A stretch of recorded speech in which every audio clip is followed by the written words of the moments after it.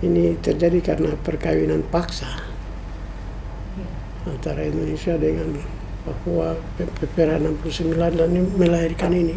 Jadi kami hilang kata-kata.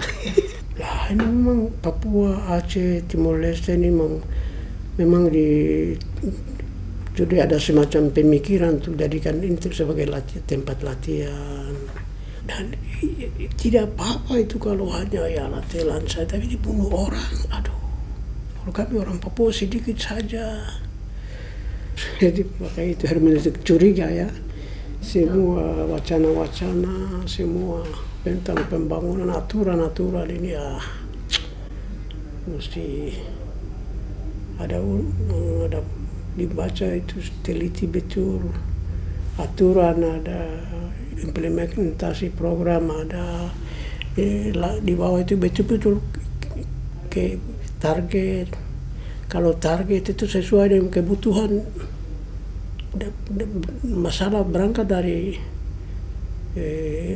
masyarakat sendiri atau ya kebutuhan yang ditetapkan oleh pihak pelaksana, termasuk itu kebijakan-kebijakan pembangunan yang dilandasi politik bias, itu penguasa bias, migran bias, transmigrasi. Itu selalu percaya dengan anak-anak Indonesia yang masih di TK, masih mungkin harus dapat terjadi perubahan pemikiran Indonesia harus, saya kadang-kadang Indonesia harus berefleksi, pembersihan ini, berpikir militeristis, feodal, ya aduh, itu pakai pendidikan bagaimana itu.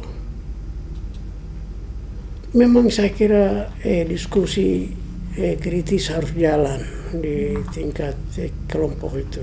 Jadi saya kira termasuk anggapan-anggapan orang Papua sendiri bahwa kami baik, kami bisa, ya itu penting, tapi harus didasarkan atas sejarah kritis juga ya, pemikiran-pemikiran bahwa orang harus bicara masa depan, bicara masa lalu dulu. Apakah kami orang Papua ini bisa selesaikan semua masalah atau kami perlu orang? Kalau kita perlu orang, kami perlu orang yang bagaimana? Pertama kami harus lihat, kami perlu sejarah lagi, apa yang kami sudah jalani. Terus kita punya sukuisme ini bagaimana, kelompokisme ini bagaimana kita tidak jadi eksklusif secara fisik juga, tapi secara kultural. Terus bagaimana kita lihat orang dari suku lain, bangsa lain yang tangkap kan punya sejarah penderitaan itu, dan itu menjadi miliknya dan berjuang bersama kita. Itu orang asli Papua. Situ saya sebut Pak George Adi Condro, Karmel Budiarjo, itu orang asli menurut istilah saya. Tangkap jiwa, gelora, ratapan. Jadi ini contoh saja. Orang Belanda, tentara yang datang di Jawa tahun 48, terus dia gabung dengan Tentara Nasional melawan Belanda. Dia yang bikin buku, dia patahkan mitos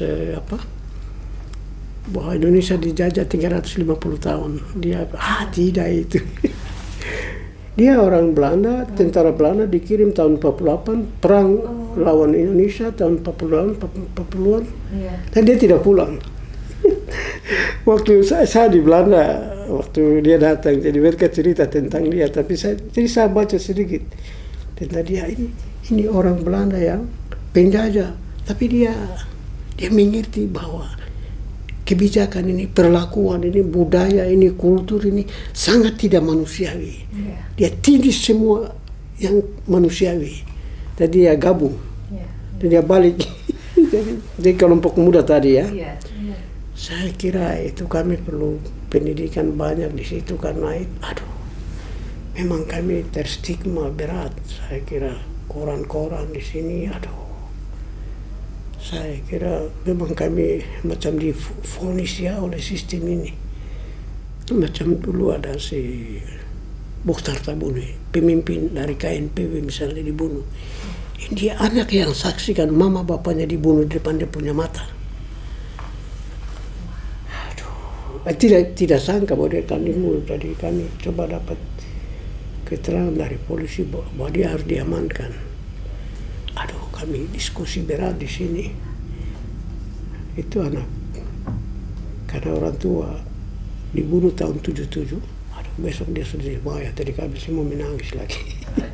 Itu bisa bagaimana dialog dengan orang lain yang punya perjalanan yang sama. Itu kelompok-kelompok seperti Ahmadiyah itu bagaimana, orang Banten sendiri kalau ke Jakarta bisa ngomong dengan orang di situ bagaimana. Jadi kami jadi itu basis-basis sosial ya, orang Papua ini harus aktif untuk buka diri, pemahaman tentang manusia sendiri, bahwa di dalam kita ini kan ada yang baik dan tidak baik, yang jahat dan baik, terus ada destruktif ada, tapi konstruktif juga ada. Jadi bagaimana kita memanfaatkan semua institusi sosial kita, keluarga, gereja, adat ini. Kita ini manusia ini, kita orang Papua ini kan sama dengan manusia lainnya, terlahir dengan kecenderungan untuk berbuat baik, tapi juga jahat juga ada. Jadi kalau sistem ini terus membuat kami, waduh, jadi sistem ini tidak tolong kami mekarkan hal-hal yang baik, yang memang sang pencipta sudah kasih. Jadi bagaimana kami perkuat kelompok-kelompok kritis, harus mulai dengan pendidikan sejarah apa yang sudah terjadi. Jadi kita pikir waktu itu mau bikin semacam buku sejarah dan mau supaya buku sejarah Papua yang ini diajar di sekolah-sekolah. Saya bilang Papua Merdeka itu nanti urusan kayak 100. Kita orang Papua itu mengalami satu proses di merasa kita terkurung untuk selamanya begitu. Jadi di kampung-kampung saya dalam kunjungan pastoral itu, orang bilang, ini kami, Indonesia sudah jaga kami di semua sudut jalan ini. Jadi ke atas tuh, di mobil tuh tentara punya mobil, dibawa ke penginapan dari tentara, ada makanan dari kios dari tentara.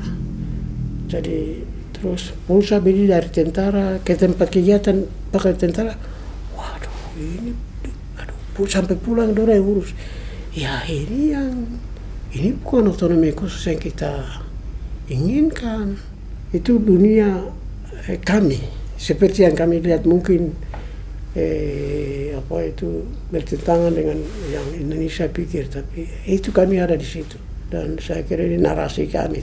Ya saya selalu percaya itu kepada anak-anak muda, kepada anak-anak kita, mereka dapat pendidikan yang baik, pendidikan lebih demokratis, yang tidak nasionalisme buta, ya saya kira itu mungkin bisa. Saya selalu bilang, nasionalisme Indonesia ini kita mesti duduk sama-sama. Indonesia masa depan ini semua suku duduk sama-sama. Kita mau apa? Indonesia yang bagaimana? Bukan hanya sekelompok elit putuskan baru tentara bawa dan ini. Ya, itu gila dari mana? Saya kira Indonesia tidak punya niat baik. Apalagi setelah Aceh mungkin sudah posisi militer di sana mungkin sudah berkurang, atau ini satu cara mereka hidupi diri, barangkali hidupi lembaga itu. Saya kira rasisme juga sangat menguat belakangan. Kami baru diskusi kemarin, ada Pak Kasepo punya anak, dia datang, kami coba diskusi sedikit. Yang dia punya bapak dulu gubernur pertama di sini, dikasih nama pahlawan. Tapi si Facebook kami baca itu, kenapa taruh monyet ini di jadi itu radikalisasi itu di kalangan muda itu. Mungkin foto dia waktu tua, tapi memang itu sudah kondisi-kondisi ini tidak membuat kami tambah eksklusif lagi. Ini kan nanti destruktif buat kita sendiri. Jadi saya kira semua manusia itu kan ada yang plus minusnya ada. Jadi kita perlu sekolah pendidikan baru, barangkali dengan kurikulum baru, dengan arah baru, filsafat baru, kerangka baru, kerangka yang hargai keberagaman, yang lokal, tapi juga ya sedikit nasional dan sedikit global. Bulan ini kita ada perang suku di kota. Ini terlalu banyak politik di dalam, jadi kan macam Timika. Timika ini, aduh, paling berat. Saya pergi 2 kali. Polisi, jadi polisi yang sudah tahu, polisi yang bikin kegiatan waktu saya mau kegiatan turun. Yeah. Jadi mereka kata, ini polisi ini kami sudah serahkan pelaku, terus kasih bebas. Ya karena terus begitu ya masyarakat ambil alih, perang lagi, karena berharap polisi selesaikan tuh. Yeah. Jadi saya kira, aduh, apakah ini karena memang di Kabupaten Mimika, provinsi, semua kabupaten ini yang daerah merah ini uang pengamanan banyak, di anggaran ditetapkan, karena ya, aduh, daerah merah dah. Jadi kami kemarin, dulu tahun-tahun 90-an tahun sampai 2014 ini Poldanya suka bikin jadwal. Nanti di sini mereka, wah ini dari mana? Jadi sudah terjadwal, jadi kami mulai pikir, wah. Jadi kemarin kami diskusi, itu Pangdam bilang, ini Pilgubin dan Pilpres nanti potensi penyusupan, mereka bilang ke OPM tapi separat KSB nanti banyak. Kemarin kita mesti ketemu Pak Pangdam atau Pak Kapolda ini, Pak ini kita ini instruksi ke bawah supaya bikin rekayasa supaya OPM buatan bisa, OPM KSB piaran bisa kasih masuk atau ini kita curiga ini. Mereka yang kebanyakan mereka juga tahu, kami gereja juga tahu, orang-orang yang pegang-pegang senjata ini kan sudah tahu juga. Wah jangan bikin kacau, ini kita lagi duka banyak orang Papua mati, jadi kita ada tadi malam pikir tentang mau ketemu Pangdam dan Kapolda, lalu bikin surat gembala. TNI Polri TPN bayangan semua ada. Kalau yang hasilnya tidak jalan, yang ini simpanan bisa kasih masuk juga bisa. Saya kira 2 tahun ini paling berat menurut saya, karena ini banyak uang. Jadi saya mau cek uang berapa di DPR dulu. Kalau di sini pilkada ini yang si WMP Wetipo dengan Suai ini orang tidak ada. Kalau konflik itu konflik yang dibuat. Aduh, jadi Otsus ini saya kira itu menurut saya kami secara elit baik pemerintahan, mungkin juga gereja, masyarakat sipil, itu saya kira kita belum siap waktu dia datang. Kelola uang banyak, tidak mengerti aturan-aturan. Juga saya kira juga tidak bisa tangkap semua masalah di basis sejarah politik, ya, sosial juga, pendidikan, kesehatan. Aduh, selama ini dengan janji-janji Orde Baru di awan-awan, jadi dengan terus dapat uang lagi, ya tidak tahu bagaimana, tidak belajar identifikasi masalah, mana yang paling urgent, mana yang tidak. Terus mana dari semua masalah ini bagaimana bikin prioritas, terus bikin program bagaimana. Ini kita tidak siap, saya kira. DPR juga tidak, karena begitu juga DPR juga tidak bisa bikin regulasi yang mengakomodir itu keberpihakan, penguatan dan pemberdayaan, apalagi ada 3 itu orang asli Papua. Jadi DPR sendiri juga ya pendidikan formal juga, aduh, ini juga terlalu banyak orang beli-beli jasa juga, aduh, saya heran lagi. UGM, UI bikin kelas 1-2 hari, 1-2 minggu kasih MSc, aduh, Unhas, aduh, orang tidak belajar, tiba-tiba sudah ada doktor, hukum, aduh. Jadi kami dibuat kacau semua ini, seluruh sistem ini. Jadi begitu, terlalu banyak orang bergelar, tapi ini gelar dibeli semua di jalan-jalan. Tapi dengan begitu karena sudah orang ini SDM sudah siap, SDM sudah siap bagaimana? Dari Jawa ini, di Jakarta ini terlalu banyak sekolah baru bikin di sini 1-2 minggu sudah kasih gelar sarjana teologi segala macam. Aduh, hadiah tapi kalau tidak tahu gunakan, tidak mengerti apa itu maksudnya ya nanti. Tidak mengerti. Tahun berikutnya evaluasi pil obat untuk kasih orang Papua demam malaria dalam bidang kesejahteraan, pendidikan, kesehatan, transport, sosial itu bagaimana? Dong sudah rasa obat ini sudah menolong atau tidak? Terlalu banyak orang pintar di Indonesia di mana-mana panggil orang. Bagaimana yang terjadi di lapangan? Karena uang ini kan untuk mereka. Aduh, di Papua ini bukan orang Papua saja yang bermain. Aduh, semua ikut bermain. Jadi bisik sana, bisik sini. Semua uang kan semua. Orang Papua juga banyak yang mulai masuk situ. Aduh, orang tidak jalan. Jadi pendidikan saja, pendidikan keperawatan. Apakah guru-guru betul-betul orang yang kita harus dibayar? Kita tidak bisa menganggap mereka malaikat. Bayar orang, tapi orang juga melayani baik. Dapat guru yang baik tapi tidak, itu juga kurang ajar. Tidak bisa kan uang banyak kalau betul. Tapi orang tidak punya niat baik dan barangkali terlalu apa itu. Saya kira orang Papua mengalami kedangkalan, kebuntuan, sangat.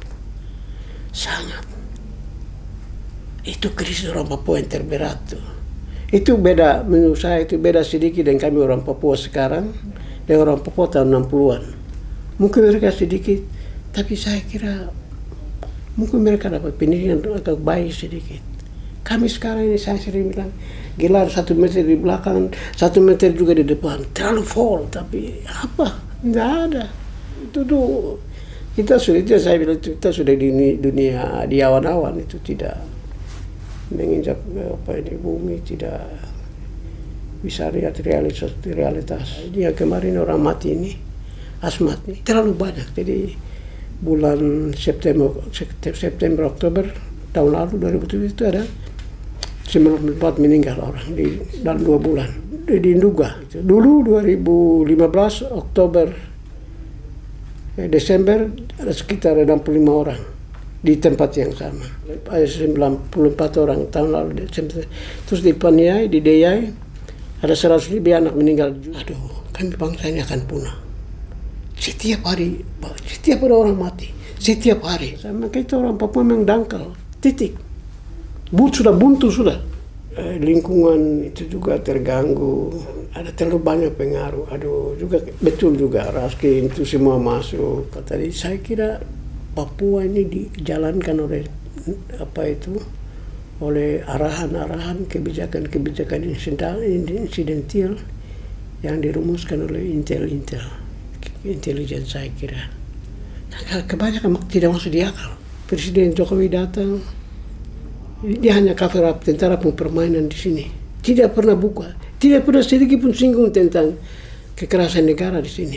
Kebijakan ini banyak menipu. Kami bilang Jokowi itu bagus promosikan pembangunanisme, tapi minus hak politik, ya itu minus hak asasi manusia. Dan saya kira bagian itu dia kasih ruang ke tentara bermain.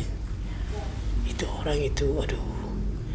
Saya sering bilang itu tentara polisi yang datang ke sini itu datang dengan Pancasila tapi minus ketuhanan yang Maha Esa, dan minus kemanusiaan, dan minus keadilan sosial. Jadi 3 sila itu dong kasih tinggal di laut di mana tuh. Kan waktu kami ketemu Presiden SBY, kita cerita begini, semua tadi tidak sopan. Nah, ya kita bicara padanya.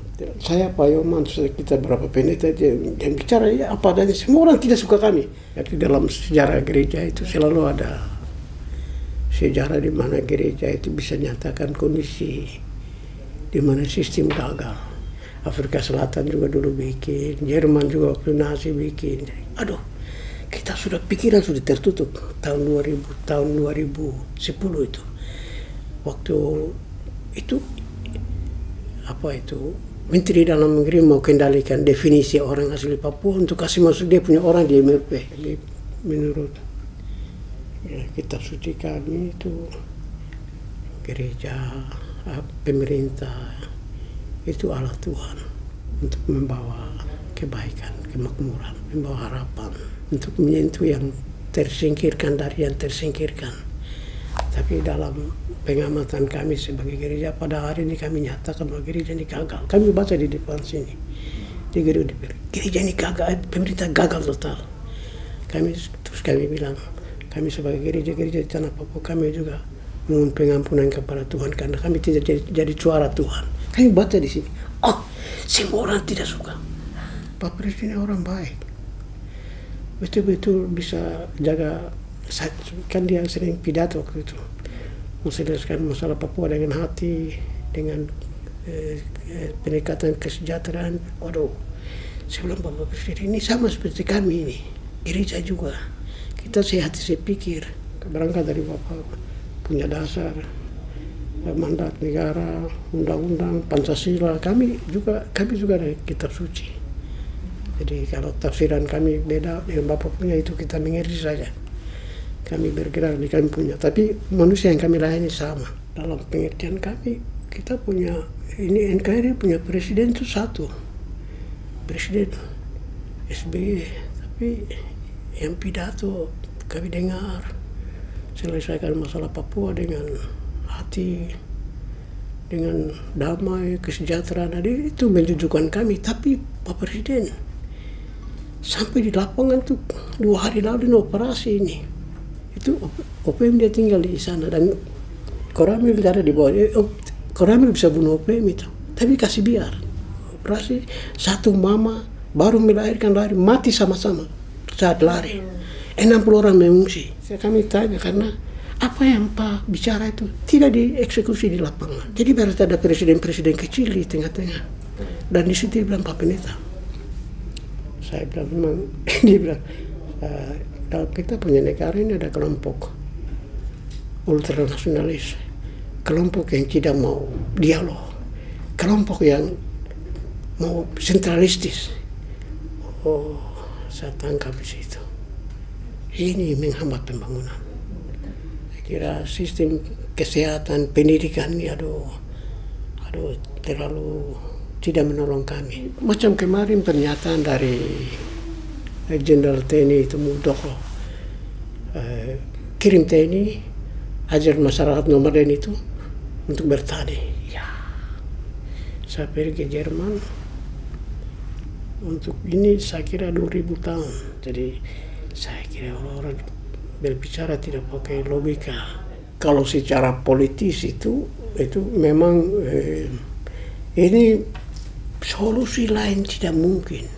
Indonesia harus kasih sejarah baru, arah baru kepada, tidak usah yang sekarang ini. Kasih anak-anak Indonesia yang baru lahir sekarang ini, bahwa negeri ini orang punya. Dengan bisa dialog dengan WDBP, itu selamatkan orang Papua, selamatkan negeri, saya kira. Kalau tidak ini kami punah ini, kira Indonesia harus terbuka, Indonesia harus gentle. Dia bisa dialog dengan Aceh, GAM. Kenapa Aceh bisa? Kenapa kami tidak bisa? Kenapa Papua tidak bisa? Dia mau jelaskan ke dunia, ke kami semua. Supaya kami mengerti. Indonesia masih bermain-main, saya kira. Itu Indonesia sedang menipu diri sendiri. Saya kira dia sedang menipu generasi. Bisa jelaskan kepada dirinya sendiri, kepada anak-anak, cucu-cucunya. Pancasila ini bagus, tapi itu harus diimplementasikan dalam kebijakan konkret, politik, hukum, hak asasi manusia. Itu baru Pancasila ini ada gaungnya, ada dia punya kekuatannya. Orang, ini Pancasila, orang bisa hormati. Kalau tidak ya, itu hanya tayang bukan tayangan, tapi mungkin sesuatu yang ditaruh di depan untuk ini.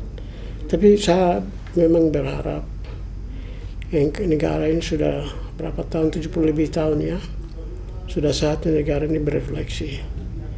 Oke, dia sudah coba selesaikan dengan, dia sudah hilang Timur Leste, bagus.